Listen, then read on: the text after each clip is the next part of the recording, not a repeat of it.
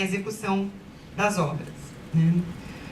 Do ponto de vista dos riscos, o que significa titular sem as melhorias urbanísticas e ambientais na ocupação? Porque não é só a implantação de infra, né? Eventualmente são danos urbanísticos e ambientais que existam nesses espaços que precisem ser de alguma forma matizados ou compensados, né? O que isso significa? Então, em primeiro lugar, eu já mencionei a possível captura dessas áreas pelo mercado imobiliário, um enfraquecimento da segurança legal da posse pelos moradores, né? Num segundo lugar, também há a chance de agravamento das situações de precariedade nesses assentamentos, na medida em que, se a titulação sai sem uma vinculação de tempo para a execução das obras, não é absurdo se pensar que, num decorrer de 10 anos sem que haja nenhuma intervenção, a situação se torne muito pior, né? E todas essas situações são ainda mais preocupantes quando se considera a ausência de vinculação entre as áreas em processo de regularização e o contexto total do planejamento urbano, por exemplo, nos planos diretores e, por exemplo, na utilização do instrumento das leis, né? Então, há uma desvinculação não só de titulação e infraestrutura e da dimensão urbanística, mas também uma desvinculação na dimensão urbanística no que toca à titulação e o planejamento urbano, né? E aqui, plano diretor, mas também plano local de habitação de interesse social, e por aí vai. Bom, depois desse cenário desanimador, eu me senti na obrigação de terminar minha fala sugerindo alguns parâmetros interpretativos propositivos, né? Que façam a gente, que não resolvem certamente parte dos vícios, que são estruturantes, mas que nos pensem como manejar a legislação com o sentido de garantia de direitos, com o sentido de garantia de do direito à moradia daqueles que lá estão, né? Então, 3 sugestões que eu, inclusive, gostaria de discutir com vocês, se possível, né? Que versam um pouco sobre isso. A primeira delas é quase que uma utilização estratégica dessa desvinculação entre titulação e a prestação de serviços e infraestrutura, né?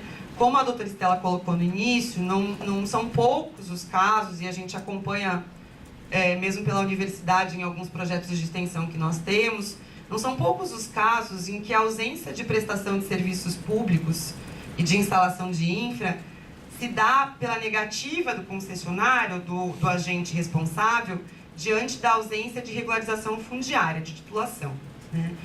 Pode parecer absurdo porque existem normativas e recomendações no Ministério Público, em vários locais, mas isso acontece, né? Não é incomum que os agentes responsáveis por essa prestação de serviços de energia elétrica, de abastecimento de água, de esgotamento, se recusem a fazer a prestação ou a implantação diante da ausência de titulação, né? E aí, essa utilização estratégica que eu estou propondo aqui é justamente quase que uma utilização oportunista, no melhor dos sentidos, de que se a própria lei de regularização fundiária desvincula a titulação da provisão dos serviços necessários a uma habitabilidade adequada, então não há que se levantar o argumento fundiário para fazer a prestação de serviços que, na verdade, correspondem a direitos fundamentais, porque todos esses são direitos fundamentais. Então, é uma tentativa, claro, argumentativa, mas acho que bastante embasada, porque mesmo antes da lei não havia qualquer razão para a não prestação desses serviços diante da titulação, são coisas completamente separadas, né? Mas diante desse argumento falacioso que é mobilizado, acho que uma saída talvez seja a gente mobilizar também o mesmo argumento, dizendo que, bom, se titulação e prestação de serviços são separados, devem ser separados em todas as esferas que dizem respeito à vida urbana, né? Essa é uma primeira dimensão.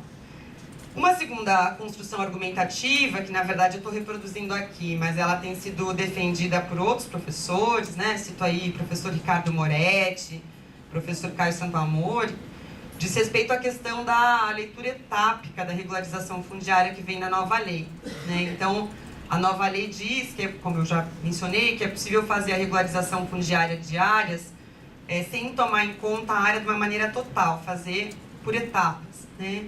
E aí, esses professores, uma série de outros estudiosos também, têm defendido que Considerando, né, a nossa realidade, em que muitas vezes a finalização do processo de regularização fundiária se torna morosa por contextos muito pontuais de complexidade, então é uma área enorme, como exemplo, né, uma área enorme, muitos mil moradores, e aí eu tenho uma pequena parte dessa área em que há uma área de interesse ambiental, por exemplo, ou que eu tenho uma situação de risco localizada, e aí não raro a gente passa 10, às vezes mais anos discutindo a possibilidade de regularização por conta dessa impossibilidade parcial. Então, o que esses autores têm defendido, e eu me junto a eles, é a possibilidade da gente usar essa leitura etápica da regularização como um argumento para se permitir, então, a desmobilização da regularização fundiária quanto ao que já é possível regularizar, né, em situações complexas, e aí a imobilidade ou a realização de estudos mais detidos só em relação às partes específicas, né? É quase uma tentativa de avançar nesses processos mais complexos, né? Por último, eu acho que talvez seja a questão mais importante, né, de todas. Essas disputas no sentido de regularizar, elas, de racionalidade do Estado sobre a política fundiária, elas se deram em muitas frentes, né? Em frentes de mobilização pelos movimentos sociais, então frentes políticas no sentido estrito, mas também em construções jurídicas, né, que foram se elaborando. E acho que mais do que nunca, no momento de prospecção de retrocesso, disputar o sentido da regularização não é uma tarefa menor, ao contrário, eu acho que é a tarefa prioritária, né? Enquadrar a regularização fundiária não como um instrumento vil, tal qual ele tem sido tomado nessas últimas elaborações, mas dentro de uma interpretação sistemática frente à política urbana constitucional e frente à legislação urbanística infraconstitucional. Isso significa que regularização fundiária, primeiro, deve obedecer às diretrizes da política urbana, e aí, nesse caso, na minha opinião, é impossível desvincular a regularização fundiária de implantação de infraestrutura, porque é uma violação às próprias diretrizes da política urbana nacional.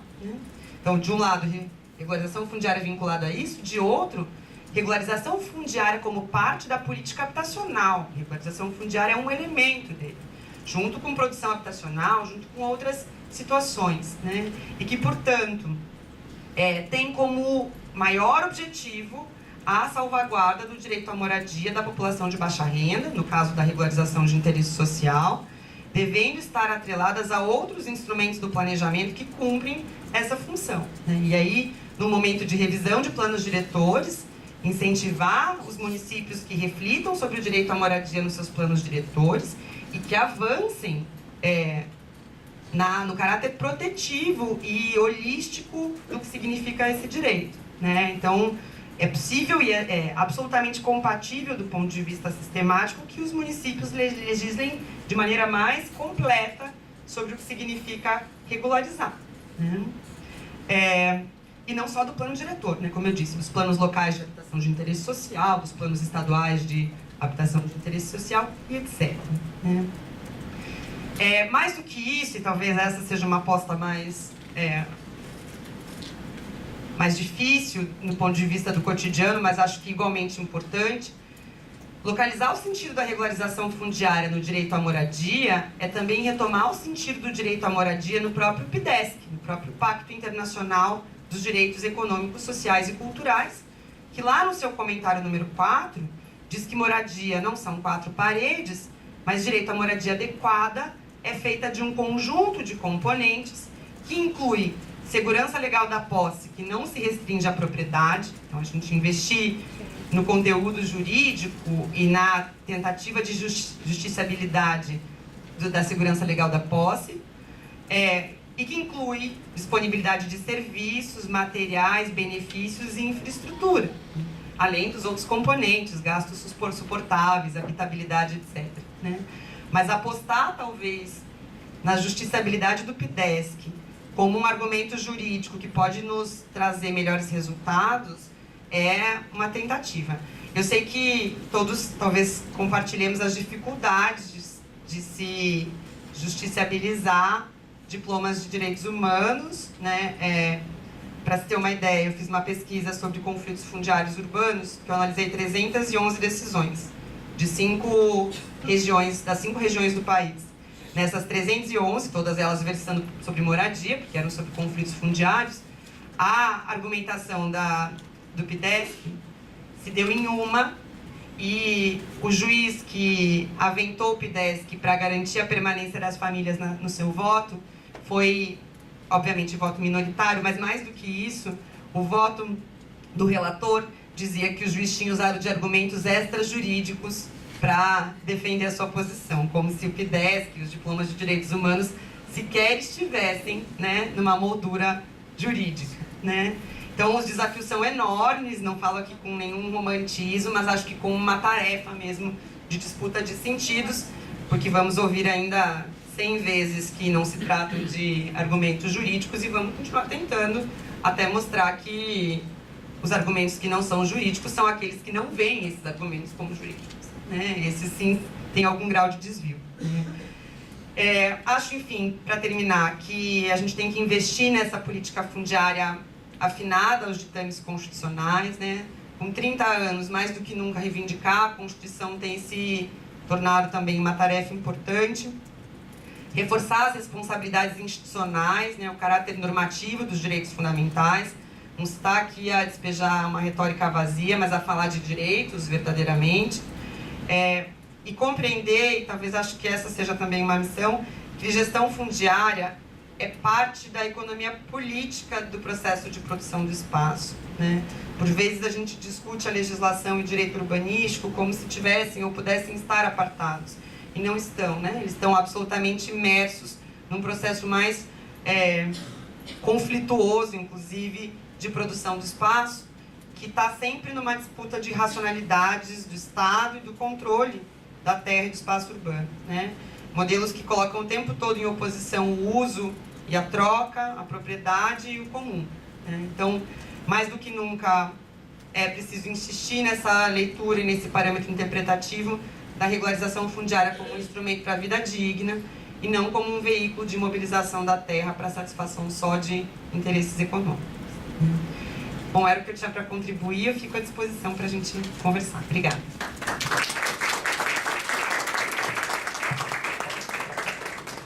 Muito obrigada, professora, pela sua fala, que foi super clara. Eu acho que essa retomada, né, dessa evolução e depois involução,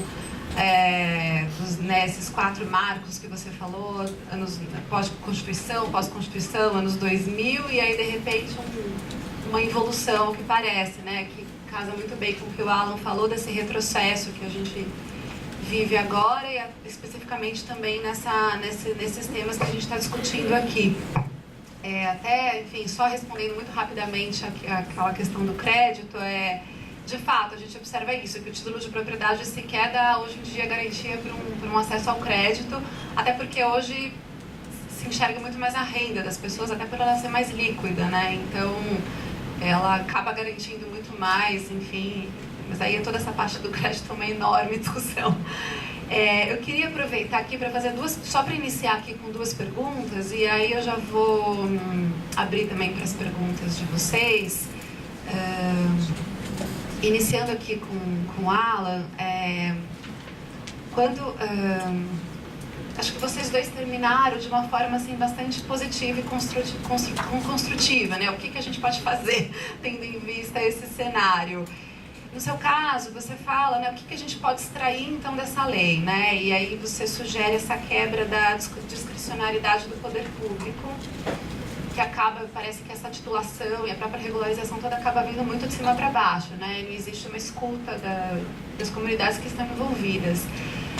Professor Silvio, foi feita a pergunta, acho que pelo senhor, né, na primeira mesa, para o professor Silvio, para o Silvio juiz, aliás, né? Ele sugeriu, por exemplo, sair um pouco dessa lógica do judiciário, e aí a gente sempre sabe mais ou menos o que cada ator ali vai falar, e tentar fazer como se fosse uma câmara de mediação.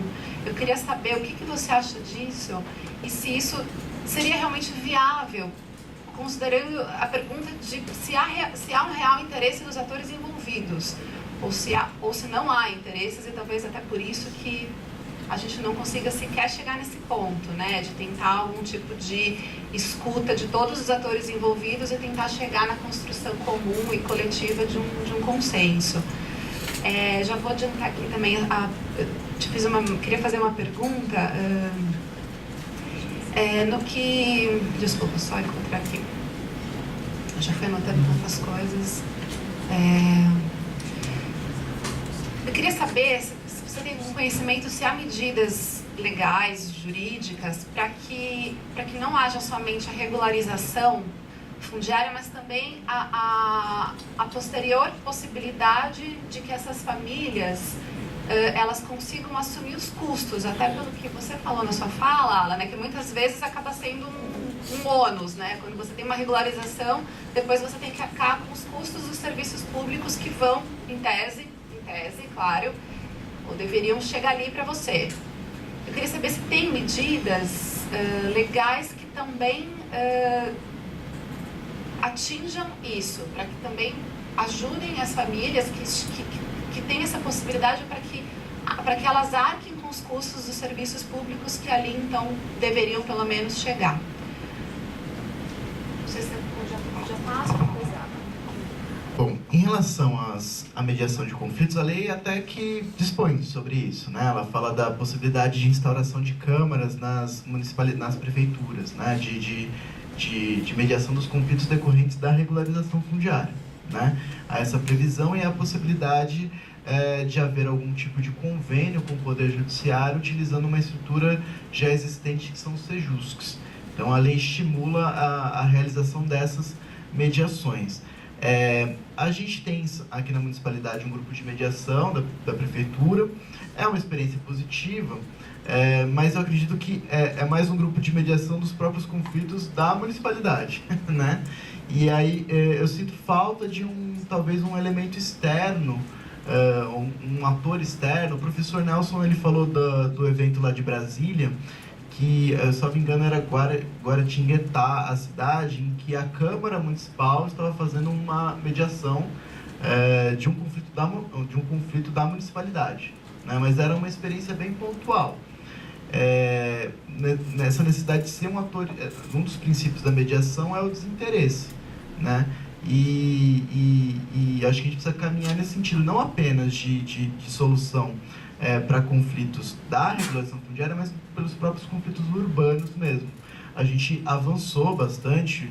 O GAORP aqui em São Paulo é uma experiência bastante exitosa de uma mediação mais qualificada no que toca aos conflitos urbanos, até mesmo anterior à inovação do CPC, né, que traz também a audiência de mediação como obrigatória. É justamente uma mediação que envolva não apenas as partes do conflito, né?